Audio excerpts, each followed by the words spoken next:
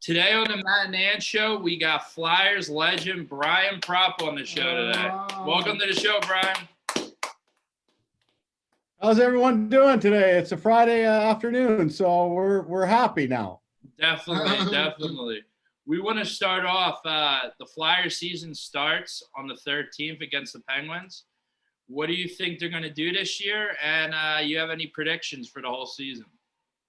Well, it's a little bit different because now the conferences are so different. You play against each other a bunch of times. Like the Canadian teams just play in Canada, the West plays on the East, and then the middle plays against each other.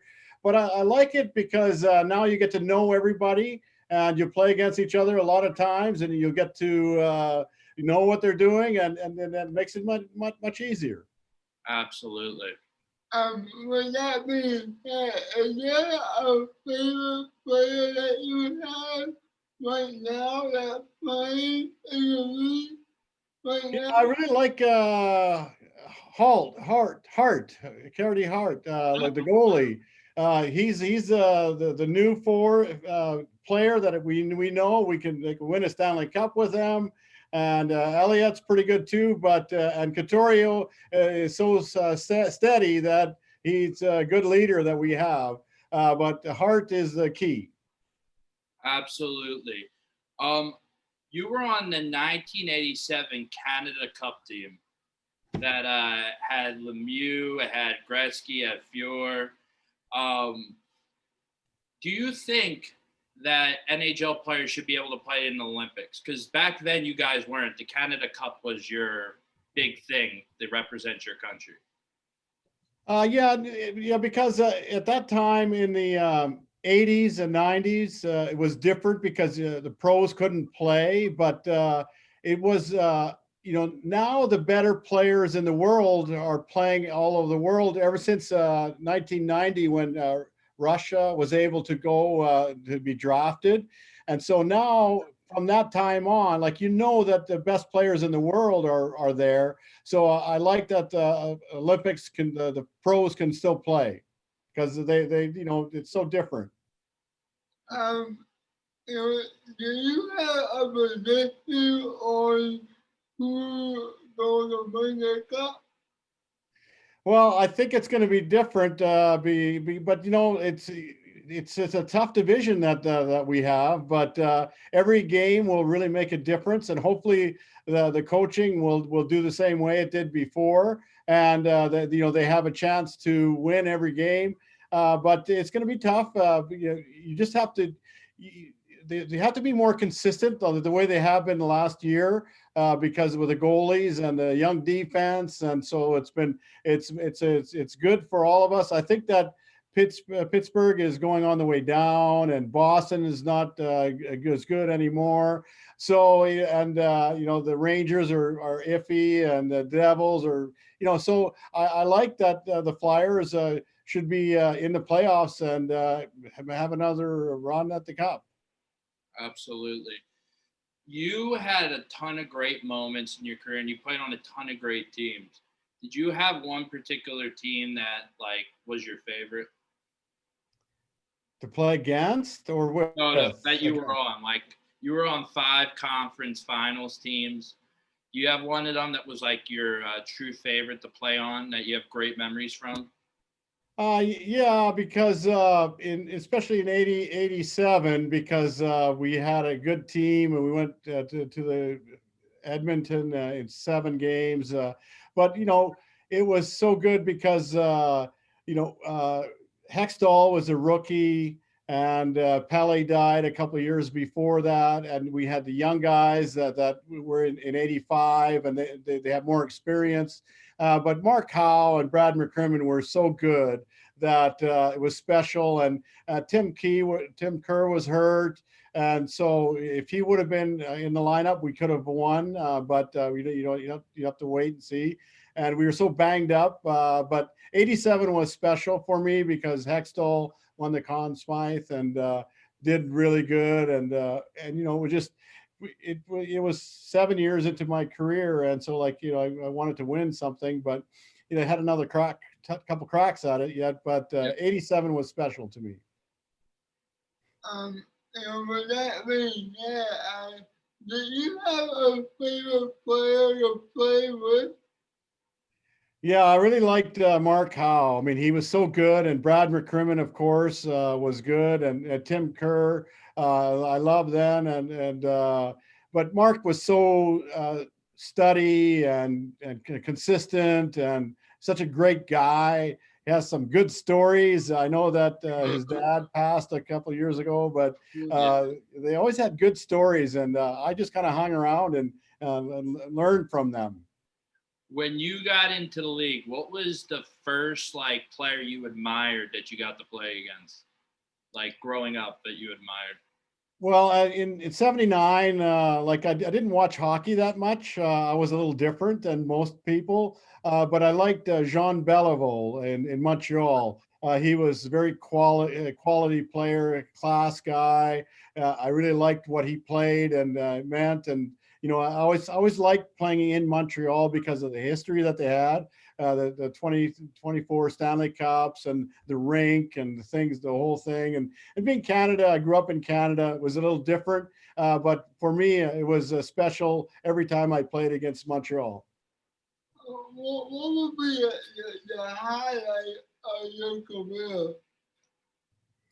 Well, there are so many of them, but of course, in 1979-80, we had the 35 undefeated streak, which is not, we probably won't be broken ever. And went to the Stanley Cup Finals against the Islanders my first year. But I was young and I didn't know much better. I thought it was going to be the same thing all the time.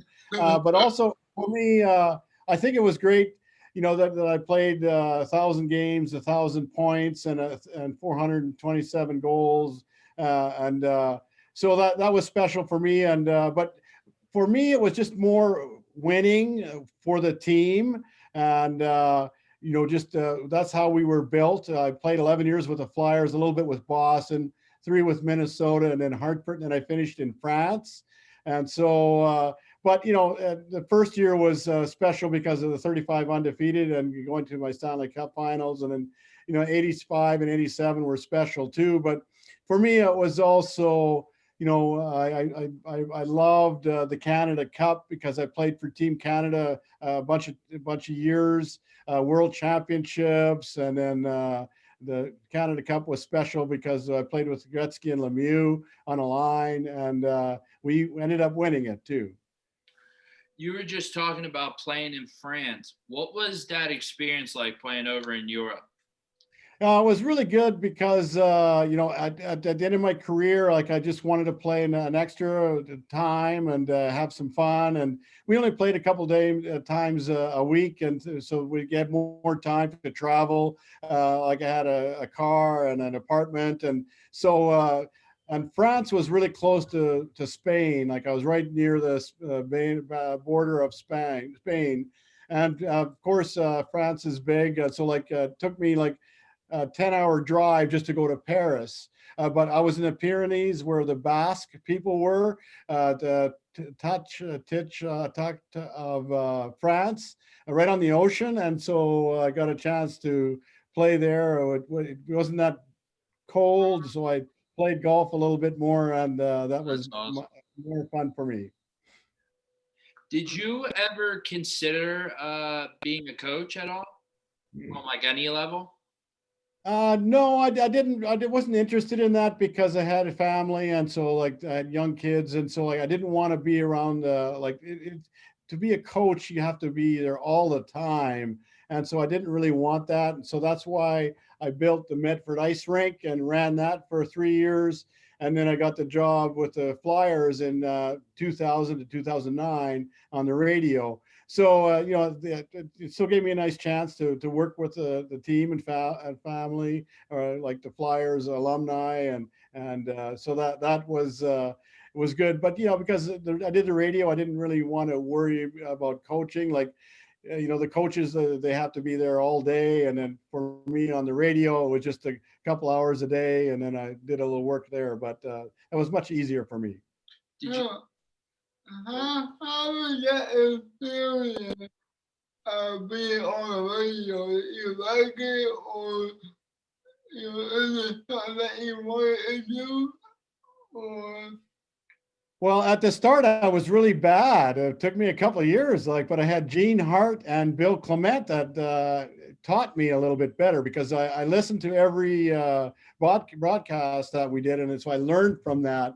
So it took a little time, but you work hard and you get better, and you keep working at it. But yeah, I was pretty bad at the start, but Tim Saunders was good for me, and he covered me because he talked a lot. But it was a couple different things that I've done in my career. But I'm very happy to be with the Flyers all the time.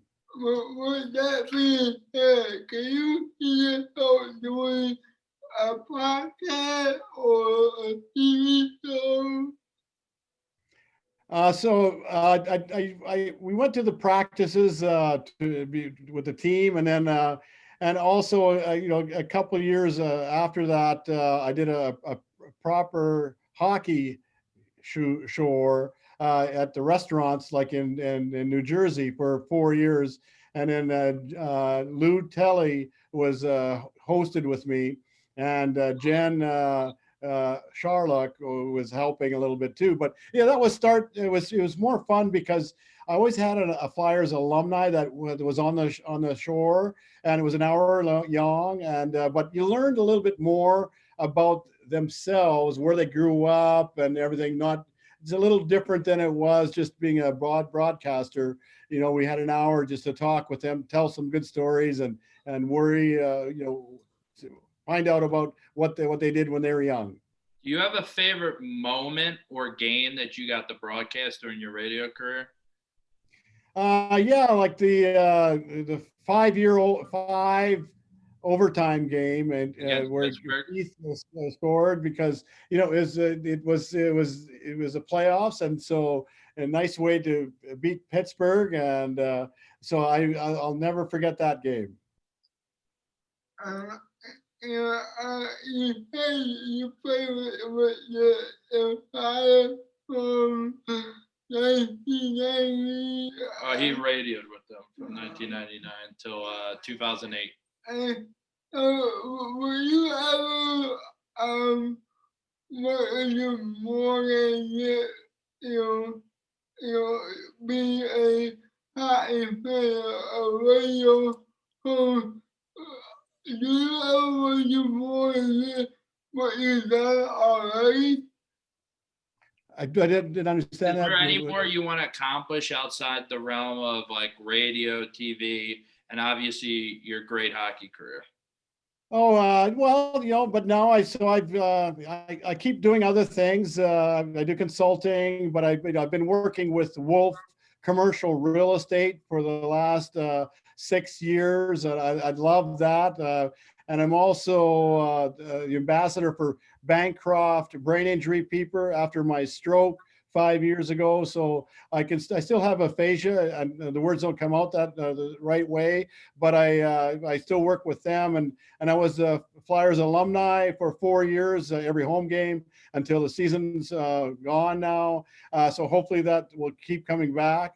And but I like doing the other things, and I worked at the Judge Group in Philadelphia for 5 years, in Conshohocken. So I've done a few different things, but I love hockey, and I've also been involved with the Flyers alumni. I've been on their board the last 4 years, and helped them with their golf tournaments, their other charities that they have. So for me, it's special for me just to be part of the Philadelphia Flyers alumni, all the things that they've done, and with me working and living in the area, it's pretty nice. And I just moved to Haddonfield, and Hartnell and Keemanen are live right next to where I am. At Couture is right there. So I see them every once in a while because we run into each other every once in a while, and so it's nice to have the alumni close too. So I heard that your nickname was inspired by Howie Mandel. Is that true? The Guffaw? Yeah. Yes, of course. Yeah, in the 1980s. I went to his shows a couple times, and so he was a Canadian comedian, and I went to his shows in Atlantic City. And so I got to see a couple, and then I decided to copy off of him because he did a thing in Guffaw in one of the shows. And so I said, I did something a little different when I score goals, so I'm going to do the Guffaw. So I started that in the early 80s, and it kept up. And so like, people will have to understand what the Guffaw is. It means a hearty laughter. And but I was excited about the scoring because like I love to score goals, and who doesn't? Absolutely. I see you play overseas all your game. How was that experience knowing that you played that many games? And how was that accomplishment too, to play 1,000 games? Oh yeah, well, because at the end, in Hartford, Paul Holmgren was the coach, and then he moved on to the GM, and Pierre Maguire kind of took over. But it gave me a chance just because I was getting close to the points, and so I wanted to get about a point a game. But it took me. I didn't play that much in last year, but I got enough, so I got my 1,000 points, and it was very special for me to score the goals in Philadelphia. I scored 2 goals in Philadelphia against the Philadelphia Flyers to give me 1,000 points, and then I had 4 other assists after that. But it was nice for me, all my family and friends and other people that were there to be part of that. Because I wanted to at least get that milestone, and what I did, and so it was it all worked up really nice for me. My next question would be, in the play level, what your play level is going on right now, can you imagine yourself playing in the play level? The what? The playing the what? Can you imagine yourself playing in the pandemic? Like in the way that players have to play now with all the testing and all that? Yeah, because it's to me it didn't really matter because it was nice to play in front of the fans, but you're a professional, and so you know why you were there. And so I concentrated. I got ready every game, so I was consistent, and I learned from the start. Like you had to do what it takes. Like you don't have to worry about the fans, and you just have to do your own job and try to do that. But it's been a little different for most of the people because when you have fans behind you like that, it gives you excitement. But I learned how to correct everything that I did so that it was I was very consistent and knew exactly what I wanted to do. And there anything that you did before a game to help you warm up, or like your music, or I don't know. Well, yeah, like the music was key because we had guys in the room that ran the music because they had rock and roll a lot of them at that time, and so it was nice. And but you did work up the same way. You kind of got prepared the same way. You skate around, you take a little more, you take a couple shots. But for me, it was more skating and getting ready with the legs at the start of the game. But a lot of it is concentrating to know exactly how you're going to play and how you get ready if you go for the front of the net, or if you stop in front of the net. And a lot of people that I know don't stop on the front of the lead. It's horrible that they don't get better than that, but I know I always stopped in front of the net, and I got the rebounds and shot and try to hit the net every time I could.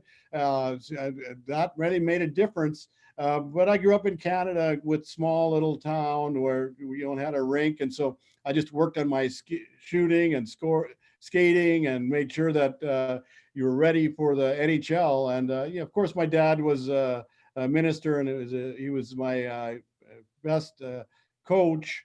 He taught me the basics of hockey, and you just had to learn how to practice better. But fortunately for me, when I was 15, I did really well in junior hockey, and then got drafted by the Philadelphia Flyers. with that being said, is there a player right now that reminds you of yourself? Yeah, well, I used to like, I know that he just retired, but Mark Recchi, he was really consistent. He played a couple of years with the Flyers, but really good guy, consistent. That I tried to do that for him, consistent, like more, like I was two-way player, but I love to score. I learned at an early age. I had a sports psychologist, Steve Rosenberg, that taught me how to be much better, to relax, and how to think the game better. I never wanted to get on like I tried to score every game, and at the start of my career, like it was like one every 3 games, and then as I got better in the playoffs, that made it was a little better. But you have to be challenge yourself to score more, because if you don't score, it's easy if you're making an assist, but that's an easy way out. Like it's tougher to score than it is to set people out. Absolutely. Do you have anything that inspired your number that you wore during your career? A lot of players have different stories how they got their number. Do you have any story Well, like that? yeah, well, of course, like I wanted in junior, I was 16 and junior hockey for 3 years. But of course, when I went to the Flyers, there was another guy on the team that was wearing number 16. So I couldn't take that off of him, Bob Clark. So what I did is I was looking at the sixes, and I chose 26. So I liked it. It was 16 and 26. And when I played in Boston, I was 36. And then I was in Minnesota, I was 16. So I like the numbers, the sixes. Well, you were talking about the WHL. Do you get a chance to watch any of their games anymore up there? And you hold all the records up there, so.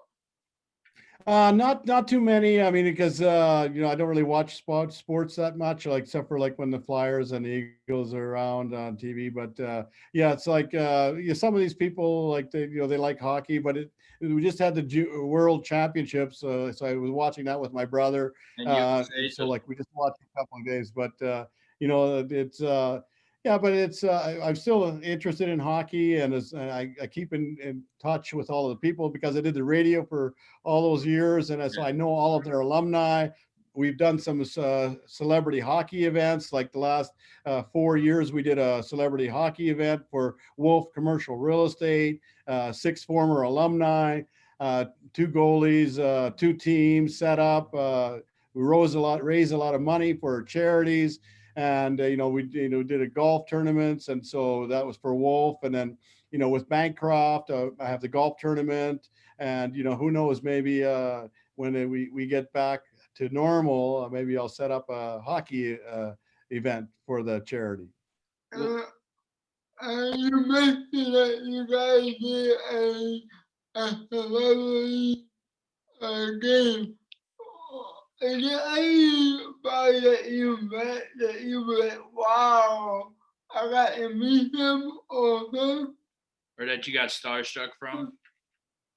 No, not really, because because we're all the same guys, and so like I don't worry about who people are. I mean, of course, it would be nice like if I met a couple of stars, like the guy that's a big hockey fan, Bones on the Bone Street team. Like I met him at the carnival that one year, took a couple pictures with him. But it's just nice, and when I was in Washington in '82 in the All-Star games, I met the president there, so I have a picture of that. That's awesome. But you didn't have a chance to talk too much. But but to me, it's more just about hanging out with like a Gretzky and Lemieux for the Canada Cup, and having a chance to know them a little better.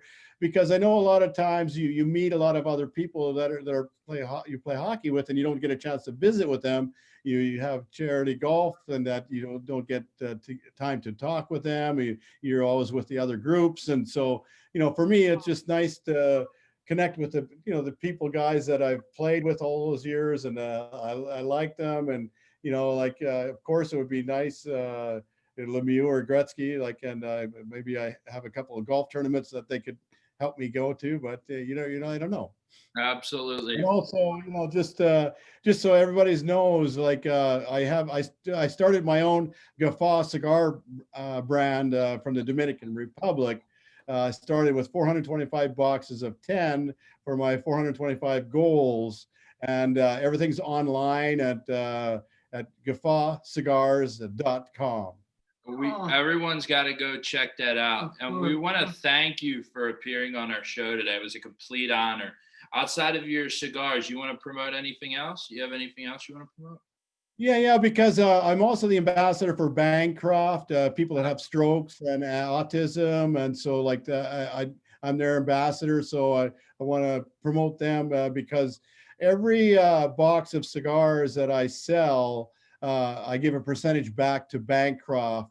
Everyone, so as the more people buy the boxes, the better, the more I'll donate to them.